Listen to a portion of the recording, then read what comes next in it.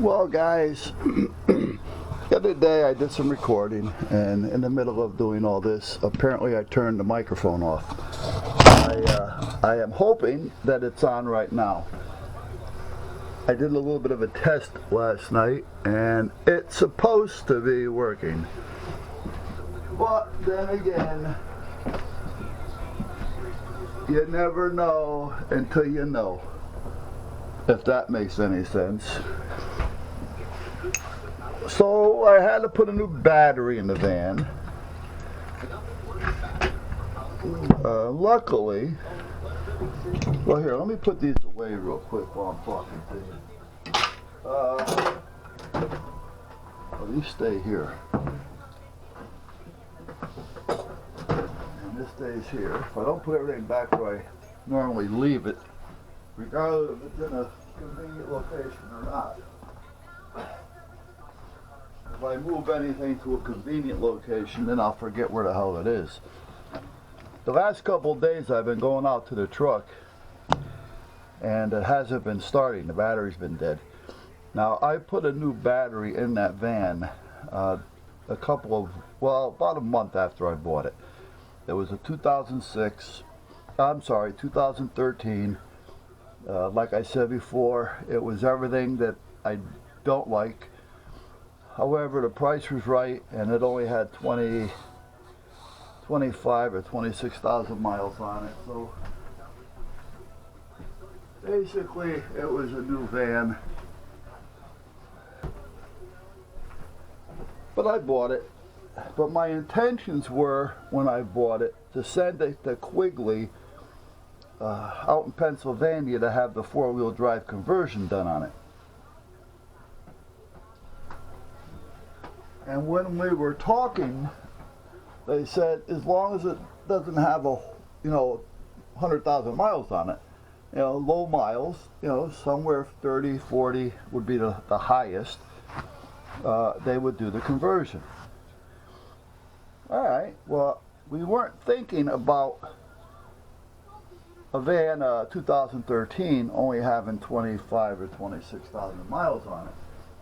But anyway, I bought the van thinking it was a longer van, which I like. Has windows in it, which I don't like, but I can take care of that, which I did. Had seats in it, which I didn't like, but again, they can come out. And the price was right. So I bought it. I called Quigley, and they said, nah, yeah, and the miles, but 2015 and up. They said they didn't expect, to see something 2013 in a van with low miles like that. So meanwhile, I got stuck with it. So I'll make it work. It's a good van. So I put a new battery in it about a month or so after I bought it, because the battery was the original battery. So I went over to Richland's over here, and they had a Exide 65, which is what I like. I like the bigger, well, this held it anyway, but I like the bigger batteries. I like the amp hours. I don't care about the cold crank. It's the amp hours that I look for when I buy a battery.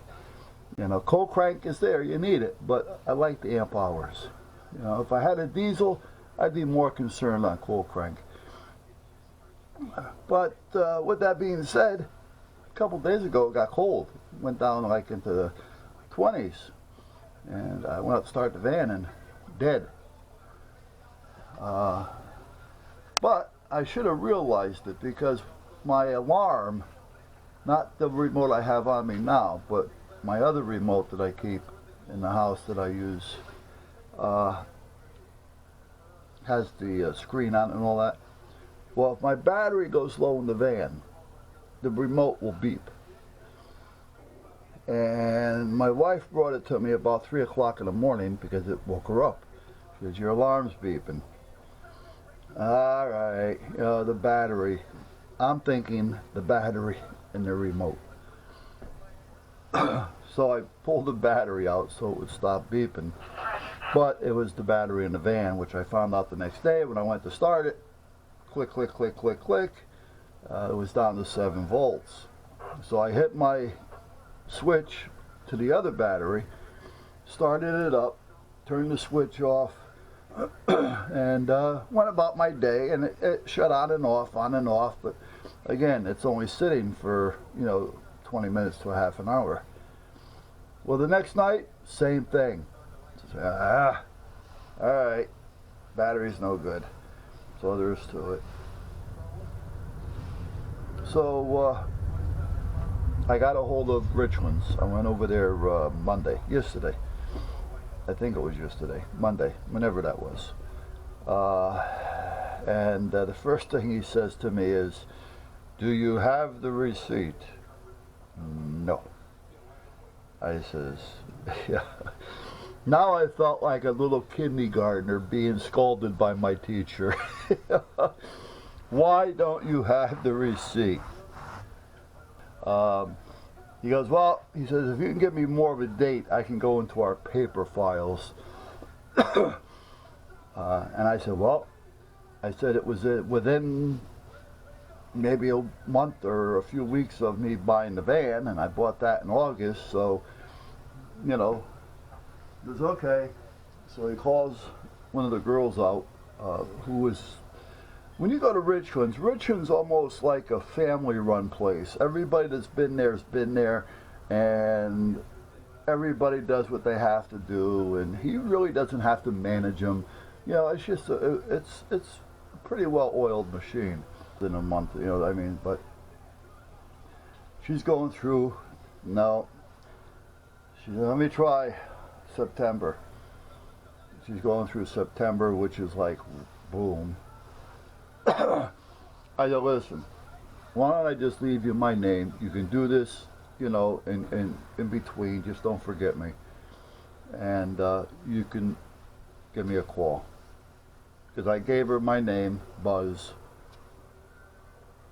last name, and I gave her my real name just in case, which I know I don't use my real name for anything. And 99% of the time I don't even use my last name. My checkbook has Buzz on it, that's it. So, and a number, and about an hour later I get a call. They found the receipt. I bought it in October. I said, well, man, I appreciate you going back that far, which I did, because that was a lot of paperwork. But they found it, and they gave me a new battery, which was a good thing. But anyway, I forgot how I got on that subject, but I was there. So now what I'm doing is I found this piece of wood that I started to talk about, and then the audio went down on it. I cut the back off so far. I still have to shape the back, or what I'm thinking of possibly doing is getting a piece of this shit here. Let me see. I got a lot of this laying around, this cardboard stuff, and putting a piece back here, maybe just a little bit higher, and put a little background on it, so that'll kind of like finish it off, because this stuff is a pain in the ass to cut. And then I had to bring this up higher right here, because this was a cutout and I started cutting it down, but I'm thinking, you know what, the more I cut it down, the more resin I'm going to have to use. So why don't I just start building up the front a little bit? So I started doing that with glue and sawdust. The next day I looked at it and it just didn't look right. So I yanked it out of there. And then I got the other half of this, which I am now burning. And the other half, well, you can see some of the cracks here. But as it came up, it was rounded a little bit, naturally rounded. So as you can see here, that was it. So what I did was I chiseled it out, which you may have seen me do with the other video that has no audio. And then I started cutting it down, and I'm working on it now to where I'm building a small wall with it. which I think I'm going to leave it like it is, and then I'll dress it up with some greens. I don't want to take a chance of taking it down anymore because I put these gouges in there using the bandsaw, and if I start cutting this down anymore, it's going to start falling apart. But it's a little too high, and right now it looks out of place, so I gotta, and I put it on the wire wheel as well just to kind of soften the edges. But what I'm going to do is, I think, is just dress it up with some greens, and you won't even notice it there other than a little bit of background. By the time I put some rocks and things around there, you're not going to notice it anyway. So meanwhile, this is where I was kind of at. So now my next thing is, I don't know how I want to do this. This is going to be a wall back here made up of those little rocks that I just, well, what it is these tiles. I broke them up and I got some real little ones, so I can actually build a little wall back there, and it'll look like a little granite type wall, you know, like a granite cave type thing. So I'm going to build that up with some granite stones to put a back on that. And like I say, this is the only other piece. Then the other thing is, I'm not going to put it in a pool of water. I'm going to put a little pool of water here, you know, where the water goes into. But the rest of it, I think, is just going to be kind of like, I don't know yet. The thing is, I want to try to keep it small. So the more I add to it, naturally the bigger it starts to get. So I'm realizing that if I want something small, I really have to start tiny, like real tiny, and take it from there. So meanwhile, that's kind of like where I'm at this point. But where I'm thinking here, hold on a minute, I want to see if this is getting hot, which I think is going to be the way to go, is to take some rock and kind of maybe just build a little rock formation up here somehow, you know, and put some little pebbles and things around it, which I can just break up if I haven't got them.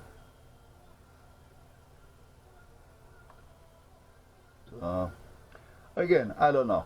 You know, I'm still playing with it, but I think the rock I just threw that there so it wouldn't look just like that, but I think the rock formation may be the best way to go. And then just dress it up with some trees and weeds and grass and whatever else I can find out there. So that's where I'm at with this, guys. Now I just got to decide where I'm going with it. What I want to do first is kind of scrub it down with a wire brush up in here, a little wire brush, and then here. And then I wanted to have this kind of transparent, almost like you were in a the Bahama waters where you can see the bottom.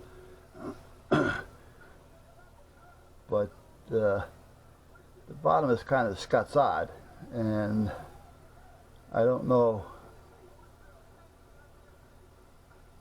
You know, I guess I can get in there with a Dremel and clean it up a little bit. There's a question for you. I got the Dremel here, which is the 4300. And it's got the little chuck release, so you don't need the little tools for it. But this, no matter which one I use, loosens up and it starts to come out.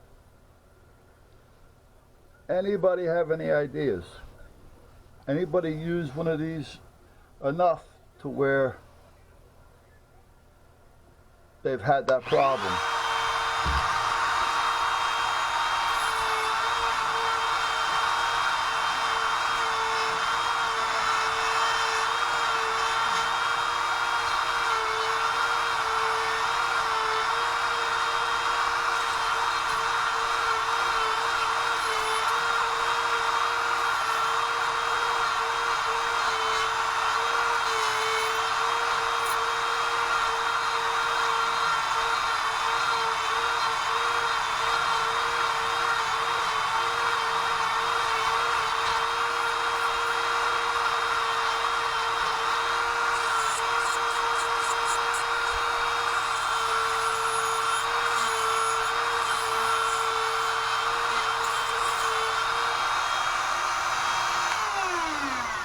Now right now, when I was doing that, I was also pushing down to help keep it from loosening up and coming out of there. So, let me get my air hose, blow some of that out.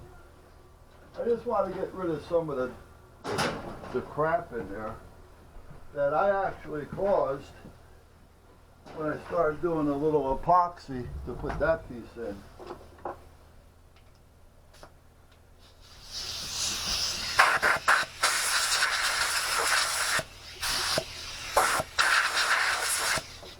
I should turn the compressor on. You think? Yeah, see, that looks alright. That looks a little better. I like to get rid of some of this dark stuff, but I guess that will add a little character. I should take a little bit more off right here and over here.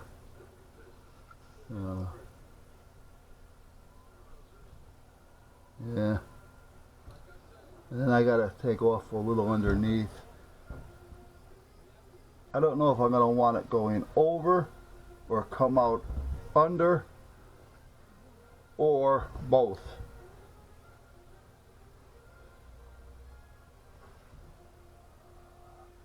I guess I can kind of do a little both. Yeah. And then it's going to come out down here and go down, and it should just go straight down. Let me get my little placer here. If the water comes over and down, or out and down, if it drips down the way it should, right down here there's another little dugout or whatever it is. I dug it out. Dugout. Boy, I am having a tough time today with words. So there's going to be like another little pond, if that's what you want to call it, in the cave. And then there's 3 channels that you may or may not see right now that are going to run down, and those will run into the little bottom. So right now it's just a matter of cleaning it up a little bit before I start doing any more. And then I want to put some epoxy resin on it to start to get it to shine a little bit. So, not that that would be a natural way of doing it. I mean, naturally nothing really shines. But I kind of like what it brings out in the wood. Hold on a minute.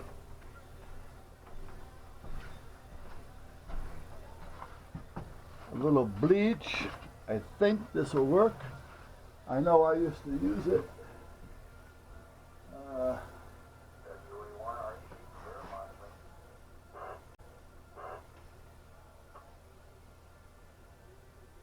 Years ago, when I started painting with my grandfather, we used to sometimes have to clean up messes, not that we've caused, but it was just caused through the course of everyday living with the homeowner.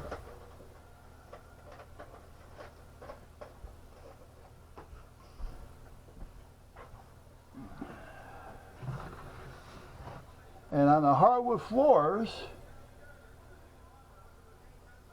sometimes you used to get stains in there that, you know, it was just almost impossible to get out unless you sand them. Well, we used to take and sand the floor a little bit, you know, that spot. You don't want to sand it to where you're getting a dip. I mean, if you got to go that deep, you got problems. But what we would do is we would rough it, sand it down a little bit to get it rough. And then we soak it with bleach.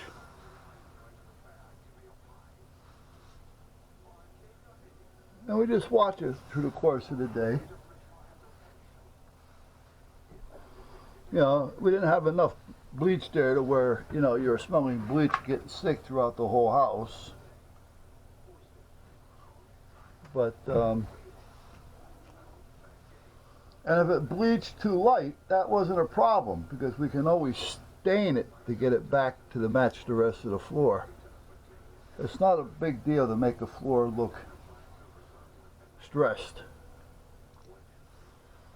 Why I'm using cotton is because I want it to kind of soak in and hold, and I don't know with this wood how it's going to work, so I figure the cotton can absorb it a little bit.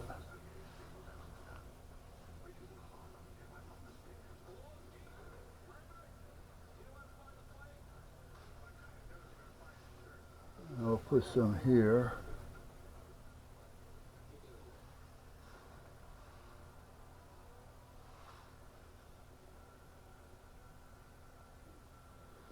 But that's how we used to get a lot of stains out of the hardwood floors.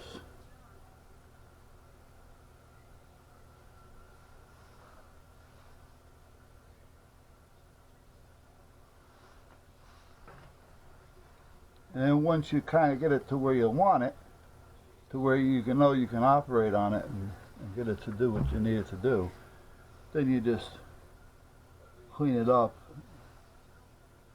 and rinse it down good.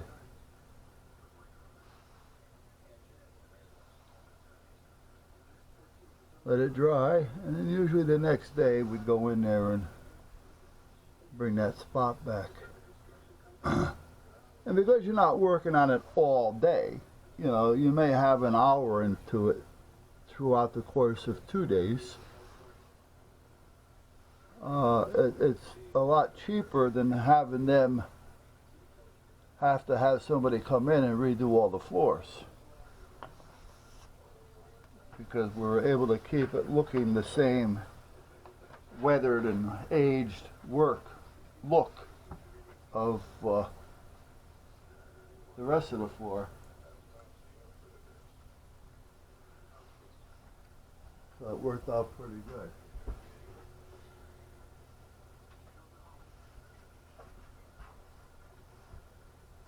Alright, so we're going to let that sit for a while and see if it lightens up a little bit, which I think it will.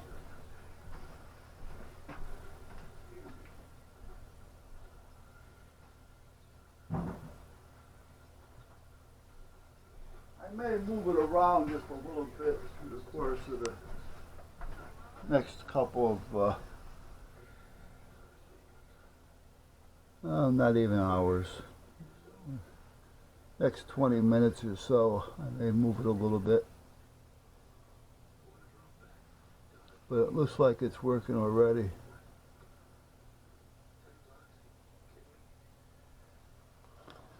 And then I can get rid of that cotton. And let it be. And I want to break up some more of these. And then I also want to throw some bleach on those. Not so much just pour it in there, but I want to kind of bleach them out here and there in spots.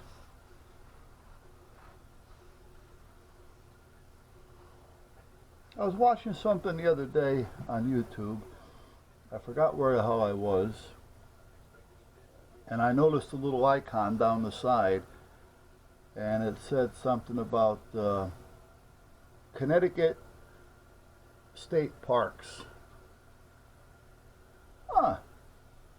So I took a peek at it. And they talked about the Judges Caves, which is a historical thing. I've been there a couple of times when, you know, I was younger with the kids. A couple of times before I was even married, I went up there with a couple of female friends, but they call it the Judges Caves, but it's really not a cave. It's just a formation of rocks that you were able to take cover in you know, for like sleep and stuff like that. You know, if you built a fire, it would somewhat give some type of heat. But even though, you know, you could look out both sides, I mean, it was not a so-called real cave. Uh, but then they started talking about the history of it and the three judges. And the judges, they even named the three roads, like avenues, uh, after them, like Whaley, I think, Whitney, and I don't remember if it was Gulf or Sherman. But meanwhile, when the judges would leave, the so-called three judges, each one would take a different route to get to where they need to go and meet at these judges' cave. And because they traveled that path, when they started putting roads in, they actually made them the names of the judges. That's where, like Whaley, I don't remember the three of them, to be honest with you. I know we got Whaley, we got Sherman, we got Whitney. Is that the three of them? Well, see, Sherman is part of Dixwell, so I don't know. That's where it confuses me because two of them actually, Golf turns into something else, and Dixwell turns into something else. So I don't remember what they were, but that's where those roads came from.